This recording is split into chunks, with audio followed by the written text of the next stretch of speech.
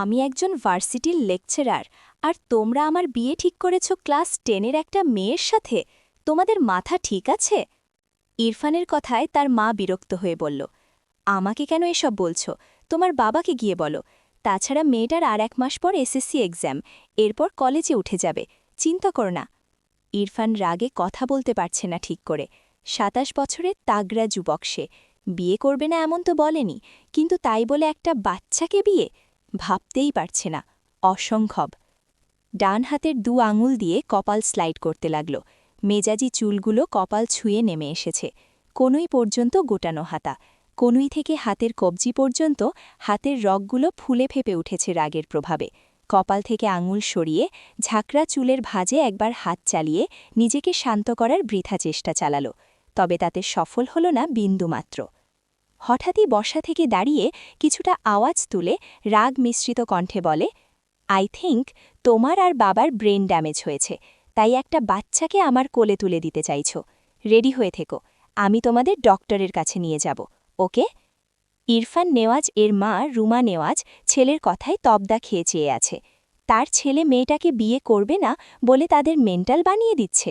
অতপর রেগে বলল, তুমি লিমিট ক্রস করছো ইরফান, এটা কি ধরনের কথা? তোমার বাবা আর মেয়ের বাবা ছোটবেলায় একসাথে পড়েছে, খুব ভালো বন্ধু ছিলেন তারা।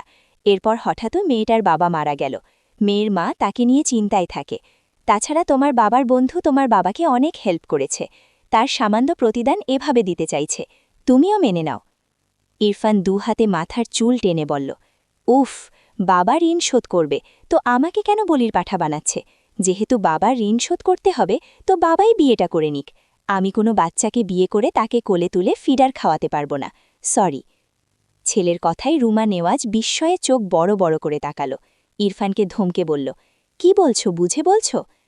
ইরফান নিজেও থতমত খেয়ে গিয়েছে কথাটা বলে। রাগে কি বলে ফেলেছে নিজেই বুঝতে পারেনি।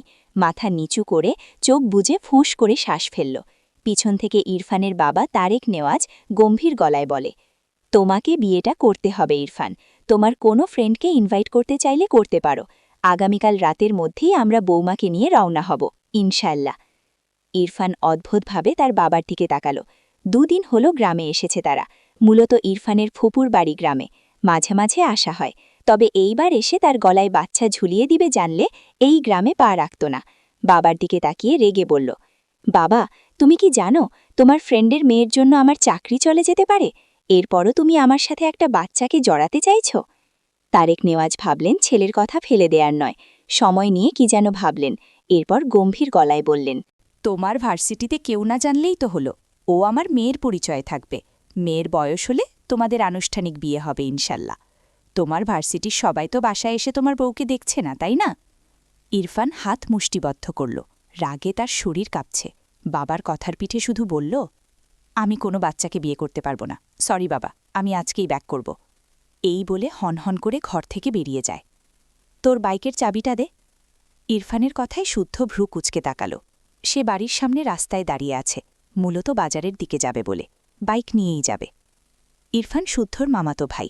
শুদ্ধ ইরফান একই ইউনিভার্সিটির লেকচারার। শুদ্ধ ঢাকাতেই থাকে চাকরির সুবাদে। ছুটি পেয়ে ইরফানদের সাথে নিয়ে তাদের বাড়িতে এসেছে। আগামীকাল একসঙ্গেই আবার ব্যাক করবে। পকেট থেকে বাইকের চাবি বের করে ইরফানের দিকে বাড়িয়ে দিয়ে বলল, বাজারের দিকে যাব, তুই বাইক চালাবে? ইরফান কোনো কথা বলল না। শুদ্ধর হাত থেকে বাইকের চাবি নিয়ে বাইকে উঠে বাইক স্টার্ট দেয়। শুদ্ধ ভ্রু কুচকাল। ইরফানের কি হয়েছে? মনে হচ্ছে রেগে আছে। বাইকে উঠে বসার জন্য 1 পা তুললে ইরফান বাইক এক টান দেয়।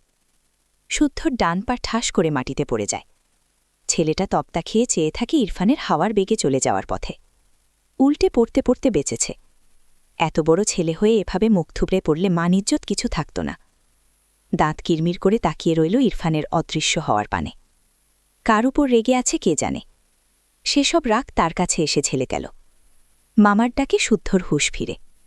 তারেক নেওয়াজ গম্ভীর গলায় বলে, তোমার ভাইকে বোঝাবে আগামীকাল যেন আমাকে অপমান হতে না হয়, বুঝেছ? শুদ্ধ মাথা নাড়ল, মানে বুঝেছে। কিন্তু কি বোঝাবে সেটাই তো বুঝল না। আমতা আমতা করে প্রশ্ন করল, মামা, বলছিলাম ইরফানকে কি বোঝাব? তারেক নেওয়াজ যেতে যেতে বলল, আগামীকাল তোমাদের গ্রামের এক মেয়ের সাথে ইরফানের বিয়ে। শুদ্ধ মুখ গোল করে বলল, ও ও এইবার বুঝেছি ব্যাপার। বাপ ব্যাটা এই নিয়ে ঝামেলা করছে।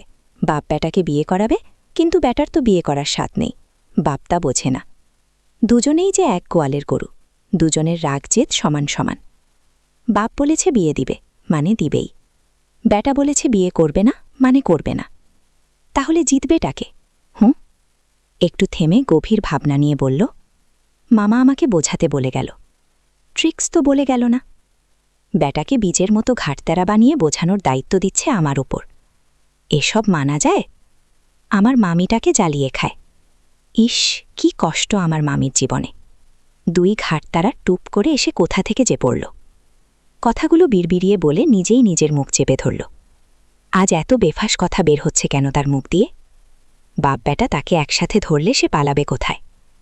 স্কুল থেকে এসএসসির অ্যাডমিট নিয়ে বাড়ি ফেরার পথে হঠাৎ রাস্তার ওপাশে ফুচকা চটপটির দোকান চোখে পড়ল মাইরার। অনেকদিন পর এই বুড়ো দাদুকে দেখল। কোথায় হারিয়েছিল কে জানে। যদিও তার স্কুলে আসা হয় না। ফাইনাল এক্সামের খুব বেশি দেরি নেই। যাক, আজ তো সে আর এই দাদু দুজনেই হাজির, তার পছন্দের ফুচকা চটপটি নিয়ে। পেট পুড়ে খেয়ে তবেই আজ বাড়ি ফিরবে। যদিও বাড়ি গেলে তার মা তাকে আরও কিছু আপ্যায়ন করে খাওয়াবে। যা খেলে পেট ভরে না, গা ভরে যায়।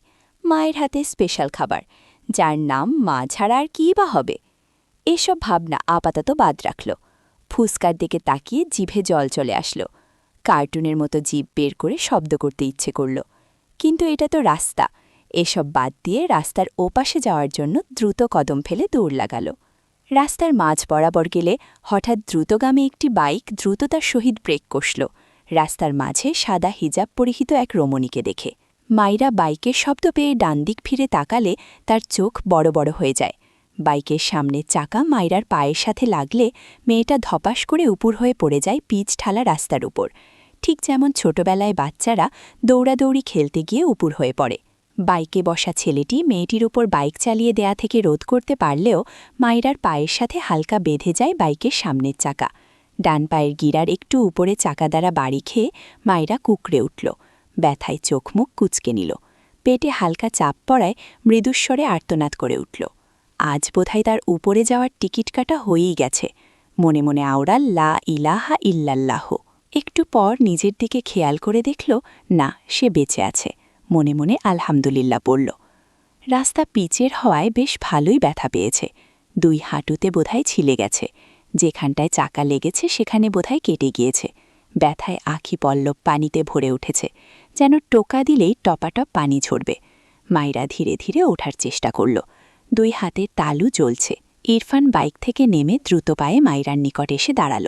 অতপর গম্ভীর কণ্ঠে বলল, হেই, আর ইউ ওকে? ততক্ষণে মাইরা বেশ কষ্ট করে উঠে সোজা হয়ে বসেছে। দাঁড়াতে পারবে কিনা তাই নিয়ে দ্বিধায় ভুগছে। ইরফানের কোনো উত্তর করল না। এই বেয়াদব লোকটার জন্যই তার এই অবস্থা। ধীরে ধীরে ওঠার চেষ্টা করছে মাইরা। অর্ধেক দাঁড়িয়েও পায়ের সাথে বড় হিজাব বেঁধে আবারও ঠাস করে পড়ে যায়। মাইরার মুখে অসহায়ত্ব ফুটে উঠেছে। কোমরে কত ব্যথা পেল। ইরফানের চোখে মুখে বিরক্তির ছাপ স্পষ্ট। রাগ এবং অহমিকা সত্ত্বেও সে মেয়েটিকে যেচে প্রশ্ন করল, কিন্তু মেয়েটি কোনো উত্তর দিল না। ইরফানের মনের মধ্যে এক অদম্য ক্ষোভ জেগে উঠল, যেন মুহূর্তে সে মেয়েটির মুখে একটি থাপ্পড় দিতে পারলে শান্তি পেত। মাইরা ভাবছে, এই লোকটা যাচ্ছে না কেন? ভাবনার মাঝেই তার সামনে একটা হাত নিজের দিকে এগিয়ে আসতে দেখে মাইরা ভীত হয়। এই লোক তাকে ধরতে আসছে কেন? তার দিকে এভাবে হাত এগিয়ে আনছে কেন? রেগে গেল মেয়েটা। ভয়কে তাড়িয়ে ছেলেটার বাড়ানো হাতের দিকে দৃষ্টি রেখে কণ্ঠে ঝাঁজ নিয়ে বলল, একদম আমাকে ছোবেন না। মেয়েদের ছোঁয়ার অভ্যেস নিয়ে বাইরে বের হন কেন? অসহ্য লোক, যত্ত সব। ইরফান বাইক থেকে নেমে আসলে তার পকেট থেকে বাইকের চাবিটা রাস্তায় পড়ে যায়। সেটা তুলবি হাত দাঁড়িয়েছিল, কিন্তু মাইরার কথা শুনে তার হাত থেমে যায়। অর্ধেক উপুর হয়ে শক্ত চোখে একবার মাইরার দিকে তাকায়। ইচ্ছে করছে এই মেয়েকে থাপড়িতে গাল লাল করে দিতে। এমনিতেই তার বাবা মা এক বাচ্চাকে তার গলায় ঝুলিয়ে দিতে চাইছে বলে তার মাথা ঠিক নেই। মাথা ঠান্ডা করতে বের হল, এখানে আরেক বাচ্চা এসে জুটল। আবার তাকে ভুলভাল পদবি দিচ্ছে। রাগে মাথা ফেটে যাচ্ছে। শক্ত মুখায়বের গম্ভীর চাহনির যুবকটি দাঁতে দাঁত চেপে আওড়ায়, ইডিয়েট। এরপর রাস্তায় পড়ে থাকা চাবিটা তুলে নিল। মাইরা ইরফানের ইডিয়েট বলা কথাটা শুনেছে, কিন্তু হাত পা কোমরে ব্যথা পেয়েছে ভালোই, তাই আপাতত শরীরের ব্যথায় জর্জরিত হয়ে রইল। মায়েরা মাথা নিচু করে লোকটার পায়ের জুতোর দিকে চেয়ে আছে। চাবি তুলে নিয়ে এখনও এমন খাম্বার মতো তার সামনে দাঁড়িয়ে আছে কেন বুঝল না। কিছুক্ষণ পর মায়েরা মাথা তুলে তাকায়। ছেলেটার পা থেকে মাথা পর্যন্ত দেখল। পা থেকে গলা পর্যন্ত তো একদম ঠিক আছে। ধূসর কালার প্যান্ট, শরীরে কালো শার্ট চড়ানো, শার্টের হাতা কনুই পর্যন্ত গুটানো। কিন্তু মাথার দিকে নজর পড়তেই মাইরার চোখ বড় বড় হয়ে গেল। ঠোঁট দুটো আপনা আপনি ফাঁক হয়ে গেল। এটা মানুষ, মানে সুস্থ মানুষ, নাকি পাগল? পা থেকে গলা পর্যন্ত তো সুস্থই লাগে, কিন্তু মাথার চুল এত বড় কেন? মাইরা এভাবে কাউকে দেখেনি। ছোটবেলায় হয়তো পাগলদের দেখেছিল। এও কি পাগল নাকি? ছেলেটার চোখের মণি বাদামি, গায়ের রং উজ্জ্বল ফর্সা, কালো কিচকিচ চাপ দাড়ি, গার সমান মাথা ভর্তি ঝাঁকড়া চুল, মুখায় হবে গাম্ভীর্যের ছাপ। ইরফান ফোন কানে নিয়ে কার সাথে যেন কথা বলছে। মাইরা বিরক্ত হয়ে ধীরে ধীরে বেশ কসরত করে উঠে দাঁড়াল। ভালোই ব্যথা পেয়েছে মেয়েটা। ডান হাত তুলে কোমরের একপাশে রেখে বাম পায়ের উপর সব ভর দিয়ে দাঁড়াল। ইরফান বাম হাত পকেটে গুজে ডান হাতে ফোন কানে নিয়ে কথা বলছে খুব সিরিয়াস মুডে। অবশ্য ইরফান মানেই সিরিয়াস। তার সামনে কেউ জোকস বললেও তার শক্ত মুখায়ব থেকে নড়চড় হয় না। মাইরার কেন যেন রাগ লাগল। চেঁচিয়ে উঠল, লাইসেন্সবিহীন বাইক চালাতে এসেছেন কেন মিস্টার? ইস, আমার হাত পা কোমর সব ভেঙে দিল। মাইরার কথায় ইরফান ভ্রু কুচকে তাকাল মাইরার দিকে। গম্ভীর গলায় বলল, ওকে বাই। এরপর কল কেটে ফোন পকেটে রাখে। মাইরার দিকে তাকিয়ে বলে, হোয়াট? মাইরা রেগে বলে, বধির নাকি? একটা মেয়ের অ্যাক্সিডেন্ট ঘটিয়েছেন আপনি, আর এখন হোয়াট করছেন? ইরফান আঙুল উঁচিয়ে শক্ত গলায় বলে, হেই লিসেন, জাস্ট স্টপ। মাইরা বিরক্ত হল। বাদামি চোখের মণি, চাপ দাড়ি, জঙ্গলিদের মতো ঘাড় সমান বড় বড় ঝাঁকড়া চুলওয়ালা ছেলেটা ইংরেজদের মতো শুধু ইংরেজ ছাড়ছে। মাইরা কণ্ঠে ঝাঁজ ঠেলে বলে, এই বিদেশি বিলাই, বাংলাদেশে ইংরেজদের কোনো জায়গা নেই। বাংলাদেশে থাকতে হলে বাংলা বলুন। ইরকান হাত মুষ্টিবদ্ধ করে চেয়ে আছে মাইরার পানে। মাইরা একটু ভয় পেল হয়তো। ইরফান শক্ত কণ্ঠে বলে, আর একটা বাজে কথা বললে থাপড়িয়ে সব দাঁত ফেলে দিব, স্টুপিড গার্ল। কথাটা বলে আর এক সেকেন্ডও দাঁড়াল না। দ্রুত পায়ে বাইকে উঠে বাইক স্টার্ট দিয়ে মাইরার পাশ কাটিয়ে চলে যায়। মাইরা কোমরে হাত দিয়ে পিছন থেকে চেঁচিয়ে বলে, শালা ঘুষ দাতা, নিশ্চয় ঘুষ দিয়ে লাইসেন্স পেয়েছে, আর এখন রাস্তায় এসে আমার মতো বাচ্চার কোমর ভাঙছে, আমাকে ছুতে আসছে, শালা বেয়াদব। ইরফান বোধহয় মাইরার বলা প্রথম দুটো শব্দ শুনতে পেয়েছে। বাইকের স্পিড বাড়িয়েছে। ইচ্ছে তো করছে এই মেয়ের ওপর বাইক তুলে দিতে।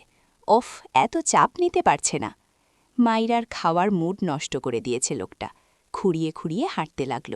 বিড়বিড় করে লোকটাকে বকতে লাগল। মেয়েটা ভালো, অনেকের কাছে শুনেছি। একটু চঞ্চল, তবে ভদ্র। বাবা নেই, বুঝতেই পারছিস।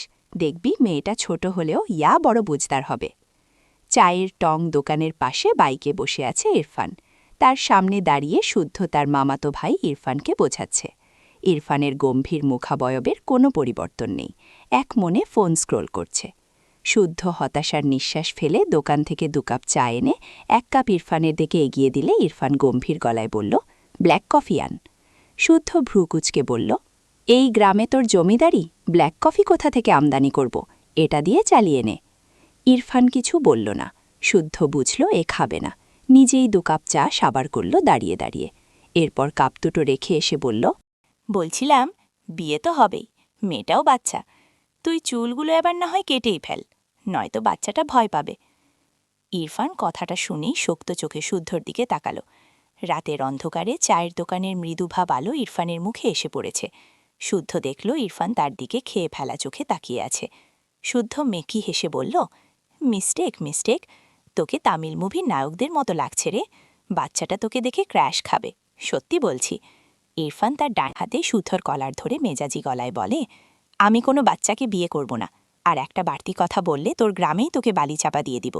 শুদ্ধ ইনোসেন্ট ফেস বানিয়ে বলে, ওকে, আমার কলার ছাড়, তোকে বিয়ে করতে হবে না। ইরফান শুদ্ধর কলার থেকে হাত সরিয়ে বাইকের দুপাশে পা দিয়ে বসে টান দিয়ে চলে গেল। শুদ্ধ বিরক্ত হল, এ আবার কই যায়? ইরফান কবুল বলে উঠে দাঁড়াল। অতিরিক্ত রাগে তার পুরো শরীর থেকে যেন ধোঁয়া বের হচ্ছে। সে গাড়ি নিয়ে প্রায় অর্ধে রাস্তা চলে গিয়েছিল। তার মা নাকি অসুস্থ হয়ে গিয়েছে। এসে দেখেছে সত্যিই অসুস্থ হয়ে গিয়েছে। প্রেশার ফল করেছিল, কিন্তু এভাবে তাকে বিয়ে করানোর জন্য তার বাবা মা এমন উঠে পড়ে লেগেছে কেন বুঝল না। বিয়ে করিয়েই ছাড়ল। এইখানে বেশিক্ষণ থাকলে একটা অঘটন ঘটবে। কোনো দিকে তাকালো না, হনহন করে বাড়ি থেকে বেরিয়ে গেল। তারেক নেওয়াজ ও রুমা নেওয়াজ ছেলের ব্যবহারে বেশ বিব্রত বোধ করলেন। মাইরার মা ভ্রু কুঁচকে তাকায়। ছেলেটা তার সাথে একবারও কথা বলল না। তিনি কি ভুল করলেন? তারেক নেওয়াজের দিকে চোখ পড়তেই ঈশ্বর ভাবনা দূর হয়ে গেল। লোকটা তার প্রাক্তন স্বামীর বন্ধু কম, ভাই বেশি। তার মেয়ে এই লোকটার বাড়ির বউ এখন। সেও চিন্তামুক্ত। মেয়েটাকে নিয়ে ভীষণ দুশ্চিন্তায় ছিলেন। মায়েরা কাটতে কাটতে চোখ মুখ ফুলিয়ে ফেলেছে। তার মা তাকে এত তাড়াতাড়ি কেন বিয়ে দিল? তার বাবা নেই, তাই বলে সে এতই বেশি হয়ে গেল? এসএসসি পরীক্ষাটা পর্যন্ত দিতে দিল না, তাকে বিদেয় করিয়েই ছাড়ল। তার বোনদের থেকে শুনেছে তার বর তার থেকে অনেক বড়। তার মা তার সাথে এমনটা কি করে করতে পারল? নিজের বাবা নেই বলে বুড়োর সাথে বিয়ে দিয়ে দেবে? ভাবনার মাঝেই মায়রার মা মায়রার ঘরে এসে মেয়ের মাথায় হাত বুলায়। মায়রা ফুঁপিয়ে ওঠে। মোহনা বেগম মেয়ের মাথায় চুমু খেয়ে বলেন, আমি তোর মা, খারাপ চাই না তোর। তোর দায়িত্বটা কারো হাতে দিয়ে আমি এবার নিশ্চিন্ত হলাম। ও বাড়ি গিয়ে আমার মান রাখবি কেমন? সবার সাথে মিলেমিশে থাকবি। তোর সুখী মুখটা দেখতে চাই, তাই এই বিয়েটা মেনে মন দিয়ে সংসার করবি কেমন? মায়রার চোখ থেকে টুপটুপ করে জল গড়িয়ে পড়ে। ভাঙা গলায় মাথা নিচু করে আওড়ায়, আমার নিজের আব্বু বেঁচে থাকলে আজ এই দিন দেখতে হতো না, তাই না মা? শতাব্বুরা বেঝি মেয়েদের তাড়ানোর জন্য এভাবেই উঠে পড়ে লাগে। মায়রার মা কিছু বলতে পারলেন না। মায়রা নাক টেনে বলল, চিন্তা কর না মা, আমি আর তোমার সংসারে ঝামেলা বাড়াব না, তোমরা ভালো থেকো। কথাটা বলে নিজেই বেরিয়ে গেল। মায়রার মা ছলছল দৃষ্টিতে চেয়ে রইল মায়রার দিকে। মায়রার বাবা মারা যাওয়ার 2 বছরের মাথায় তাকে আবারও বিয়ে দিয়ে দেয় তার বাসা থেকে। মায়রা তখন ক্লাস 4-এ পড়ে। বিয়ের আগে সে বলেছিল তার একটি মেয়ে আছে। প্রথম প্রথম ভালোই চলছিল, কিন্তু যত দিন যেতে লাগল তার স্বামীর যেন মায়রার প্রতি বিরক্তির মাত্রা বাড়তে লাগল। মায়রাকে সে ভালো রাখতে পারেনি, মা হয়েও। এখন মেয়ের একটু সুখের আশায় মেয়েটাকে ভালো ফ্যামিলির হাতে তুলে দিতে পেরে হাজার কষ্টের মাঝেও ভালো লাগল। অন্তত এই বাসায় মায়রা যেভাবে থেকেছে এর চেয়ে তো ভালো থাকবে। মা হয়ে আর কী বা চায় মেয়ের জন্য? আমাকে ব্ল্যাকমেল করে বিয়ে করিয়েছ, ভালো কথা, তবে এর সাথে সংসারটা আমি করতে পারব না, এটা মাথায় রেখো। বিয়ে করিয়ে ছেলের বউ পেয়েছ, এবার তোমরা দুজনেই ওর সাথে সংসার কর বসে বসে। এই বাচ্চাকে যেন আমার আশেপাশে না দেখি। আই রিপিট, ওকে আমার আশেপাশে যেন না দেখি। কথাগুলো বলেই হনহন করে নিজের রুমে গিয়ে ঠাস করে দরজা লাগিয়ে দিল ইরফান নেওয়াজ। রুমা নেওয়াজ, তারেক নেওয়াজ দুজনেই হতভম্ব চোখে চেয়ে রইল তাদের ছেলের পানে। মায়রার মাথায় ঘোমটা টানা, মাথা নিচু, চোখ থেকে টুপটুপ করে পানি গড়িয়ে পড়ছে। যার সাথে বিয়ে হয়েছে তার মুখটাই দেখেনি। তার আগেই এমন তিক্ত বাক্য শুনে মায়রার ছোট্ট হৃদয়টা ব্যথায় ভরে উঠল। তারেক নেওয়াজ গম্ভীর চোখে ছেলের আটকানো দরজার দিকে কিছুক্ষণ চেয়ে থাকে। এরপর স্ত্রী রুমার দিকে তাকালে দেখল তার স্ত্রী কটমট দৃষ্টিতে তার দিকেই চেয়ে আছে। তারেক নেওয়াজ গলা ছেড়ে বলল, তেরা ছেলে তো তোমার, আমার দিকে এভাবে তাকাচ্ছ কেন আজও? রুমা নেওয়াজ ফোঁস করতে করতে বলে, হয়েছে তোমার ছেলেকে বিয়ে করানো, স্বাদ মিটেছে? তারেক নেওয়াজ ফোঁস করে শ্বাস ফেলে বলে, না মেটেনি। মানে, তোমার লজ্জা করে না? ছেলে একটা বউকেই ছুঁড়ে ফেলছে, আবার আরেকটা করানোর স্বপ্ন দেখছ? তারেক নেওয়াজ ভোতা মুখে বলে, আনুষ্ঠানিক বিয়ে তো হয়নি। সেই বিয়ে না হওয়ার আগেই স্বাদ কেন মিটবে? দ্বিতীয় বিয়ের করাবো কেন? রুমা নেওয়াজ বোকা চোখে তাকালেন স্বামীর পানে। এরপর রাগে গজগজ করতে করতে থুপথাপ পা ফেলে ঘরের দিকে যায়। শব্দ করে বলে, যা ইচ্ছে কর, তোমার ছেলের বউকে যেখানে ইচ্ছে রাখো, আমাকে এসবে জড়াবে না। পিছন থেকে তারেক নেওয়াজ দীর্ঘশ্বাস ফেললেন। কিছুটা দূরেই মায়রা মাথা নিচু করে দাঁড়িয়ে আছে। তারেক নেওয়াজ এগিয়ে গেলেন মায়রার দিকে। মায়রার গায়ে লাল শাড়ি জড়ানো, মাথার উপর লাল হিজাব বাঁধা। তারেক নেওয়াজ মায়রার মাথার উপর হাত রেখে নরম গলায় বলেন, আম্মু, ভয় পাচ্ছ? মায়েরা মাথা নিচু করেই দুদিকে মাথা নাড়িয়ে নাবোধক উত্তর জানায়। তারেক নেওয়াজ দীর্ঘশ্বাস ফেলেন।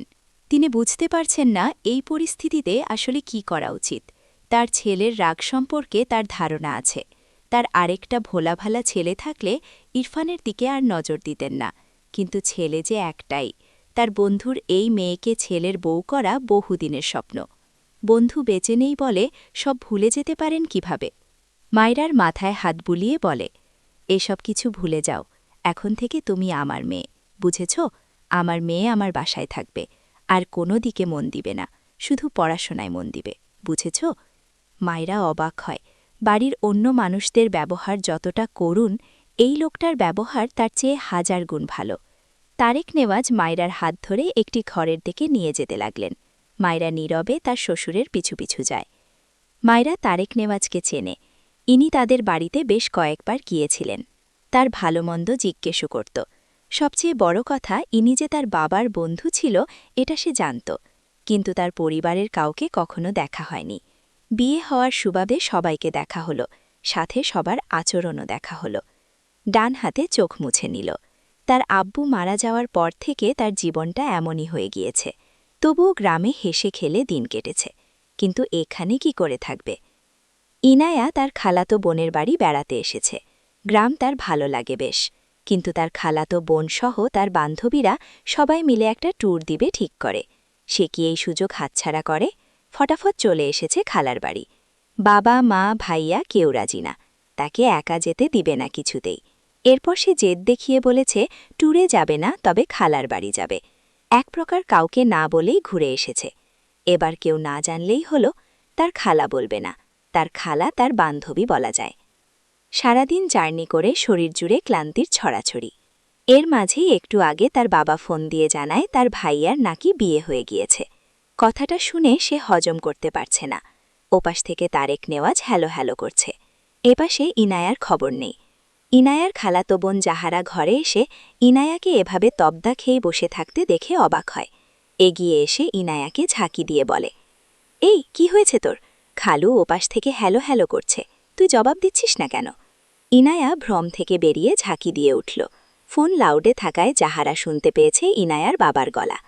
ইনায়া কোনো রকমে বাবাকে বলল, বুঝেছি বাবা, কালকেই আসছি খালামণিদের সবাইকে নিয়ে, এখন রাখছি, বাই বাই বাই বলেই কল কেটে দেয়। জাহারা ভ্রু কুচকে চেয়ে আছে ইনায়ার দিকে। ইনায়া হাতের ফোন রেখে খুশিতে জাপটে ধরে জাহারাকে। এরপর জাহারার হাত ধরে ঘুরতে থাকে। হাসতে হাসতে বলে, আপু আপু, অনেক বড় অসাধ্য সাধন হয়েছে, আমার বিশ্বাসই হচ্ছে না। জাহারা বিরক্ত হয়ে বলল, তুই কি আমাকে বলবি হয়েছেটা কি? তোর কি বিয়ে ঠিক হয়েছে? ইনায়া তার ঘোড়ানি থামিয়ে প্রফুল্ল কণ্ঠে বলল, আপু আপু, বিয়ে আমার ঠিক হয়নি, তবে একজনের বিয়ে অলরেডি হয়ে গিয়েছে। মানে? কার? ইনায়া হেসে বলতে থাকে, ইরফান ভাইয়ার বিয়ে হয়ে গিয়েছে। তুমি ভাবতে পারছ, ইরফান ভাইয়ার বউ হয়ে গিয়েছে। কাউকে না জানিয়ে এভাবে বিয়ে দেওয়ার কারণ জিজ্ঞেস করবে না তোমরা, জানি, কারণ সবাই ভাইয়াকে জানো। সবাইকে না জানানোর চেয়ে আশ্চর্যজনক ব্যাপার হচ্ছে ইরফান ভাইয়ার নাকি বিয়ে হয়েছে। ওয়াও, কিভাবে সম্ভব? আই এম সো এক্সাইটেড ভাবিকে দেখার জন্য। জাহারা স্তব্ধ চোখে ইনায়ার দিকে তাকিয়ে আছে। ইরফান ভাই বিয়ে করেছে? তার কাছে অবিশ্বাস্য লাগল। ইনায়া তার ফোন নিয়ে ইরফানকে সরাসরি ভিডিও কল দেয়। সে এক নজর তার ভাবিকে দেখতে চায়। তার ট্যারা নাম্বার 1 ভাইকে বিয়ে করেছে মানে সেই মেয়ে কতটা স্ট্রং হবে সেটাই ইনায়ার ভাবনায়। ইনায়া ফোন দিলে প্রথমবার রিসিভ হয় না, মেয়েটার মন খারাপ হয়। ফোন রেখে দেয়। মন খারাপ করে জাহারার দিকে তাকিয়ে বলে, আজ ওদের বিয়ের প্রথম রাত, আমার হয়তো কল করা উচিত হয়নি, তাই না আপু? আসলে এক্সাইটমেন্টে কল দিয়ে দিয়েছি। তখনই ইনায়ার ফোন বেজে ওঠে। ইনায়া দ্রুত ভাইয়ের কল রিসিভ করে কিছু বলার আগেই ইরফান গম্ভীর গলায় বলে, ট্যুর কেমন হলো? ইনায়ার হাসি হাসি মুখটা মুহূর্তেই চুপসে যায়, ঢোক গিলে। তার ভাই কিভাবে জানল সে ট্যুরে গিয়েছিল? সে তো কাউকে বলেনি। ইরফান টেবিলের উপর ল্যাপটপ রেখে সোফায় বসে ভার্সিটির কাগজপত্র গুছিয়ে রাখছিল। ইনায়ার নীরবতায় কাজ করতে করতে গম্ভীর গলায় বলে, বাসা থেকে বের হওয়া এটাই লাস্ট ছিল তোর, আর তোর পাশের গর্ধব আমার হাতে বেহিসাব থাপ্পড় খাবে, ওকে রেডি থাকতে বলিস। জাহারার কোনো ভাবান্তর নেই। ইনায়া বারবার ঢোক গিরিছে, কোন দুঃখে যে কল করতে গেল, এখন নিজেই বাস খাচ্ছে। প্রসঙ্গ পাল্টাতে মেকি হেসে বলল, ভাইয়া কংগ্র্যাচুলেশনস। ইনায়া কাজে ডুবে থেকেই ভ্রু কুঁকছে বলল, হোয়াই? ইনায়া অবাক হল, বিয়ে করেছে, সে কংগ্রেস করছে, অথচ তার ভাই বলছে কেন সে কংগ্রেস করছে, তার মাঝে আবার এসব কাজবাজ করছে। নতুন বউ রেখে এসব কি করছে তার ভাই? ভাবনা রেখে বলল, ভাবিকে দেখতে চাই, ক্যামেরাটা একটু ঘোরাবে ভাইয়া? ইরফানের হাত থেমে যায়, ভ্রুকুচকে ল্যাপটপের দিকে তাকিয়ে বলে, কার ভাবি? ইনায়া বিরক্ত হয়ে বলে, আমার ভাবি, তোমার বউ। কথাটা শোনার সাথে সাথে ইরফান রেগে ল্যাপটপ ঠাস করে বন্ধ করে দেয়। ওপাশে ইনায়া তবদা খেয়ে যায়। কি হল? জাহারার দিকে খেয়াল করলে দেখল সে উল্টো ঘুরে শুয়ে পড়েছে। ইনায়া এগিয়ে গিয়ে বলল, জাহারা আপু, ভাইয়া তো রেগে গেল। জাহারা কোনো কথা বলল না। ইনায়া হতাশার শ্বাস ফেলে বলে, ভাইয়া হয়তো শুধু কবুল বলেছে, বউ মানছে না, এখন কি হবে? জাহারা উৎফুল্ল হয়ে বলল, সত্যি? ইনায়া ঝাঁকি দিয়ে ওঠে, বুকে থুতু দিয়ে বলে, তাই তো মনে হলো, কিন্তু তুমি খুশি হচ্ছ কেন? জাহারা থতমত খেয়ে মন খারাপ করে বলল, এমনি, তুই ঘুমা। গত 2 ঘণ্টা যাবৎ ইরফান বেলকানিতে পায়চারি করছে। তার মাথায় আগুন জ্বলছে। কাজে ব্যস্ত হয়ে ভুলেই গিয়েছিল তার গলায় বাচ্চা ঝুলেছে। ইনায়া বলায় মনে পড়ল। তারপর থেকেই অসহ্য লাগছে। শরীর থেকে শার্ট খুলে ফেলেছে। উদাম শরীরে বিন্দু বিন্দু ঘাম জমেছে। ইরফান ফোঁস করে শ্বাস ফেলে দ্রুত পায়ে ওয়াশরুমে যায়।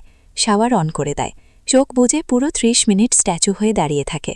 শক্তপোক্ত শরীর বেয়ে পানির কোনা চুয়ে চুয়ে পড়ছে। ইরফানের রাগ যেন কমার নয়। রাগের চোটে হাত মুঠো করে দেয়ালে দুটো পাঞ্চ মারে। নিজেকে বৃথা সামলানোর চেষ্টা করে। এরপর শাওয়ার শেষে বের হয়ে রেডি হয়ে বাইরে বেরিয়ে যায়। হাতঘড়িতে একবার সময় দেখল, 12:30। মাইরাকে তার শ্বশুর একটা ঘরে দিয়ে গিয়েছে। কোনো প্রবলেম হলে তাকে জানাতে বলেছে। শাড়ি পাল্টে একটা সালোয়ার কামিজ পরে নিল। এরপর নামাজ পড়ে নিল। অতিরিক্ত কান্নার ফলে মাথা ব্যথা বেড়েছে। তার ব্যাগে টাফলিন থাকে সব সময়। অতিরিক্ত কান্নার ফলে মাঝে মাঝে এই টাফলিন তার প্রয়োজন পড়ে। আশেপাশে তাকালো, কোথাও পানি নেই। তাই ঘর থেকে বেরিয়ে এলো। ডাইনিংয়ে পানি আছে নিশ্চয়ই। জিরোবাতির আলোয় ডাইনিং আবছা আলোয় ভরপুর। সবাই হয়তো ঘুমিয়ে পড়েছে। মাইরা লাইট জ্বালালো না।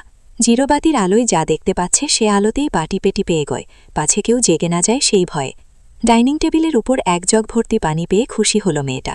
কোনো দিকে না তাকিয়ে উল্টো ঘুরে আসতে নিলে হঠাৎই শক্ত কিছুর সাথে তার পিঠ ধাক্কা খায়। মাইরা ভয় পেয়ে যায়। এমনিতেই চারদিকে অন্ধকার। ভয়ে ভয়ে চারপাশে একবার চোখ বুলালো। পিছনে ফেরার সাহস পাচ্ছে না। বারবার ঢোক গিলছে। এক হাতে জগ আর এক হাতে মুখ চেপে আছে। এক্ষুনি গলা ফেটে চিৎকার দিলে কি বাজে অবস্থা হতো। ইরফান বাইরে বেরোচ্ছিল। হঠাৎই তার পিঠে এসে কিছুর ধাক্কা লাগে। ভ্রুকুচকে পিছন ফিরে তাকায়। ঝাপসা আলোয় বুঝল কোনো মেয়ে। গোসল করে মাথা ঠান্ডা না হলেও শরীর ঠান্ডা হয়েছিল। কিন্তু যখন বুঝল সে বাচ্চা মেয়েটা, এটা রাগ যেন তরতর করে বেড়ে আবারও শরীর উত্তপ্ত হতে লাগল। আপাতত বাসায় তার বাবা মা ছাড়া কেউ নেই, বাকি এই উটকো ঝামেলা। ইরফান মেয়েটাকে না দেখলেও খুব ভালোই বুঝল এটাই সেই মেয়ে। মায়রার মাথা ব্যথা সারানোর ইচ্ছে পালিয়েছে। সে এখান থেকে পালাতে পারলে বাঁচে। দৌড় দেওয়ার জন্য এক পা বাড়ালে ইরফান মায়রার কোমর সমান ঝুটি করা চুল ডান হাতে টেনে ধরে। হাতে ঘুরিয়ে 2 বার প্যাঁচায়। মায়রা ব্যালেন্স সামলাতে না পেরে এবার ইরফানের বুকে গিয়ে ধাক্কা খায়। ইরফান বাম হাতে মায়রাকে ঠেলে তার থেকে সরিয়ে দেয়, তবে চুলের গোছা ছাড়ে না। শক্ত হাতে চেপে দাঁতে দাঁত চেপে নিরেট কণ্ঠে বলে, সামনে আসতে নিষেধ করেছি, এজন্য পিছে এসেছ? মায়রা কেঁপে ওঠে। সে বুঝল এটা তার স্বামী নামক জম। ইরফান একই কণ্ঠে বলে ওঠে, অ্যান্সার মি। মায়রা জিভ দিয়ে ঠোঁট ভেজায়। চুলের গোছা শক্ত হাতে ধরায় ব্যথায় পায় মেয়েটা। 2 হাতে জগ চেপে কিছু বলতে চায়, তার মাঝে ইরফান দাঁতে দাঁত চেপে বলে, আর একবার যদি দেখেছি আমার সামনে পিছে ডানে বামে এসেছ তো থাপ্পড় দিয়ে সব দাঁত ফেলে দিব। ড্যামেট! কথাটা বলেই মায়রাকে এক প্রকার ছুঁড়ে ফেলে সামনের দিকে। মায়রা কয়েক পা এগিয়ে পড়তে পড়তে বেঁচে যায়। জগের পানি থেকে কিছুটা পানি তার জামায় পড়ে যায়। মায়রার রাগ লাগল। সে পানি নিতে এসেছিল। এই বেয়াদব লোকের সামনে পিছনে ডানে বামে কেন যাবে? রাগে উল্টো ঘুরে দাঁড়ায়। আবছা আলোয় দেখল পিছন থেকে লোকটির অবয়ব বেরিয়ে যাচ্ছে। মায়রা হাতে থাকা জগের পানি ইরফানের দিকে ছুঁড়ে মারে। ইরফানের পা থেমে যায়। মায়রাকে আর কে পায়? ডান হাতে জগ শক্ত করে ধরে, বাম হাতে সালোয়ার কিছুটা উঁচু করে ধরে দৌড় তার ঘরের দিকে। যেতে যেতে পিছু ফিরে বলে, আপনার পিছনে সামনে ডানে বামে যাওয়ার কোনো ইচ্ছে নেই আমার। ওমন ভদ্র বাবার এমন বেয়াদব ছেলে কিভাবে হয়েছে আল্লাই জানে। কথাগুলো বলাও শেষ, তার ঘরে পৌঁছানোও শেষ। ঠাস করে দরজা লাগিয়ে, দরজার ছিটকিনি লাগিয়ে স্বস্তির নিঃশ্বাস ফেলল। এদিকে ইরফান সাপের মতো ফোঁসফোঁস করছে। মাত্র গোসল করে বেরোচ্ছিল, আর এই বেয়াদব মেয়ে তার গায়ে পুরো এক জগ পানি ঢেলে দিয়েছে। আবার তাকে বেয়াদব বলে গেল। ইচ্ছে করছে দরজা ভেঙে ওই মেয়েকে পাগলা কুকুরদের মাঝে ছেড়ে দিয়ে আসতে। ধূপধাপ পা ফেলে বাইরে বেরিয়ে যায়। দরজা আটকে 2 হাতে ঝাঁকড়া চুল টেনে ধরে। কয়েকবার এপাশ ওপাশ করে গায়ের জোরে দরজায় একটা লাথি বসায়। হিসহিসিয়ে একা একাই বলে, I will just kill you, idiot girl. এরপর গাড়ি নিয়ে বেরিয়ে যায়। এদিকে মাইরা অসহায় চোখে জগের দিকে তাকিয়ে থাকে। পানি নিতে গিয়ে ফাঁকা জগ নিয়ে চলে আসলো। আবার তার রাগও হলো। কি পরিমাণ খারাপ হলে বিয়ের রাতে বউকে অস্বীকার করে? অমন বরের পিছনে মাইরা ঘুরবে? সে অত সস্তা নাকি? ঠিক করেছে পানি ছুঁড়েছে। যা বলেছে সেটাও ঠিক বলেছে। সে অত সাদাসিধে নয়, কিন্তু সে যা করল আর বলল, আগামীকাল তার কি হবে তা ভেবেই একটা ঢোক গিলল। আবার ভাবল কিছুই হবে না, এই লোকের বাবা খুব ভালো। এটা ভেবেই একটু সাহস উদয় হলো তার মনে। মাথা ব্যথা বাড়তে লাগল। পানি ছাড়া কিভাবে ওষুধ খাবে? বিরক্তির নিঃশ্বাস ফেলে গিয়ে শুয়ে পড়ল। এই মাথা ব্যথায় আজ আর ঘুম হবে না। উফ! অনবরত বেল বাজানোর শব্দে শুদ্ধ বারবার এপাশ ওপাশ করছে। ঘুমের মাঝেই বিড়বিড় করল, কোন মাতাল রে, মাঝরাতে আমার বাড়ি এসে মাতলামি করছিস? ব্যাটা বেয়াদব, যা ভাগ। বিড়বিড় করতে করতে আবারও ঘুমিয়ে যায়। না, থামাথামির নাম নেই। শুদ্ধ বিরক্তিতে চোখ মুখ কুচকে পিটপিট করে চোখ খুলে তাকায়। পাশ থেকে ফোন নিয়ে সময় দেখল, 1:20 শুদ্ধ অলসতা ঝেড়ে উঠে দাঁড়াল। ঘুম ঘুম ভাব নিয়ে দরজা খুলে সামনে তাকিয়ে ইরফানকে দেখে ঘুম উবে গেল। বউকে রেখে তার কাছে এসেছে কেন? নাকি সে তার ভাইকে একটু বেশি মিস করছে বলে মাতালকে ইরফান রূপে দেখছে? নিজের ভাবনায় নিজেই বিরক্ত হল। একে মিস করবে কোন দুঃখে? এর ঝাড়ি আবার কোন বলদ মিস করবে?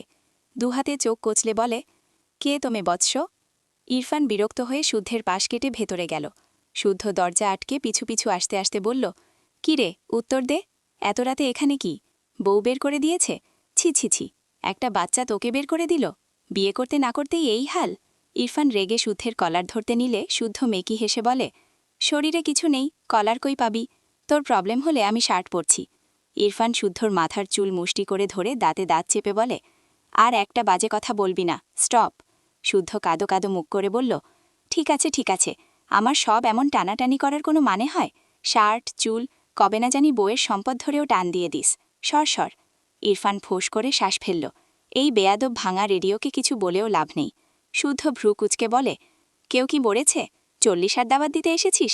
আমি নিজেই চলে যেতাম, এত কষ্ট করে আসলি কেন? ইরফান শক্ত চোখে তাকায় শুদ্ধের দিকে। শুদ্ধ মেকি হেসে বলে, জানি জানি, এসব আমার ধর্মে ঠিক নয়। এভাবে তাকাচ্ছিস কেন? একটু মজাও করতে দেয় না। কি দিনকাল আসলো। ইরফান তার শরীর থেকে হালকা ভেজা শার্ট খুলে ছুঁড়ে ফেলে শুদ্ধের বিছানায় উপুর হয়ে শুয়ে পড়ল। শুদ্ধ ভ্রু কুচকে বলল, আরে এটা আমার বিছানা, তুই তোর বাড়ি যা, কাল ভার্সিটি আছে, একটু ঘুমাতে দে। ইরফান চোখ বুজে বলল, ডোন্ট ডিস্টার্ব মি। শুদ্ধ হাঁ করে তাকালো। তার বাড়িতে এসে তার ঘুম ভাঙিয়ে তার বিছানা দখল করে বলছে ডোন্ট ডিস্টার্ব মি? ওয়াহ, নাইস জোকস। দাঁত কিরমির করে ইরফানের গায়ের উপর ধপ করে শুয়ে পড়লে ইরফান এক লাথি দিয়ে শুদ্ধকে ফেলে দেয়। শুদ্ধ ঠাস করে মেঝেতে পড়ে চোখ মুখ কুচকে নেয়।